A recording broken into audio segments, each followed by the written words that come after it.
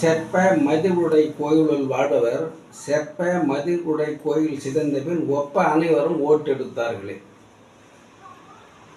என்ன அர்த்தம்னாக்கா 30 36 96 தத்துவம் கொண்ட உடம்பு இது. இந்த 96 தத்துவம் கொண்ட உடம்பு ஏதோ ஒரு காரணத்தினால பாதிப்பு அஞ்சு போச்சுன்னு வச்சுக்க. அப்போ என்ன ஆகுது?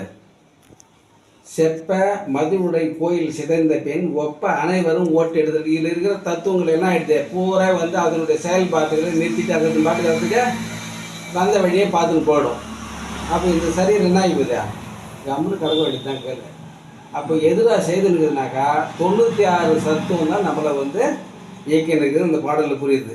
அதனால தான் 96 தத்துவம் இருக்கிற வரைக்கும் ஒரு மனிதனாக இருப்பான். அப்போ ஒரே ஆளே இல்லை, 96 பேர் சேர்ந்து தான் ஒரு ஆளாக இயங்கின்னு இருக்கிறேன் இல்லையா? கை கால் மூக்கு நாக்குன்னு சொல்லிட்டு அது மாதிரி எல்லாம் சேர்ந்து தான் சரீரம். அப்போ இந்த 96 தத்துவங்களும் கூடியது தான் நம்ம. அப்போ இந்த சரீரம் கெட்டு போச்சு இல்லை எதுவும் ஆகி போச்சுன்னா இந்த 96 தத்துவங்களும் தன்னுடைய செயல்பாட்டை நிறுத்திக்கணும் தான். நிறுத்திட்டுனா அது விட்டுட்டு ஒன்றை விட்டு போயிடும். அது நில ஒரு சரீரம் என்ன ஆகும்? செப்ப மதுவுடைய கோயில் சேர்ந்தது ஒப்ப அனைவரும் ஓட்டெடுத்து இவங்க எல்லாமே பொறுப்புகளே போயிடுவாங்க. இவங்க போன உடனே இது உடம்பு எனக்கு அம்மன்னு படுத்துக்கும். அவ்வளோதான், முடிஞ்சு போச்சுக்காத எடுத்து புதைக்க வேண்டியது தான்.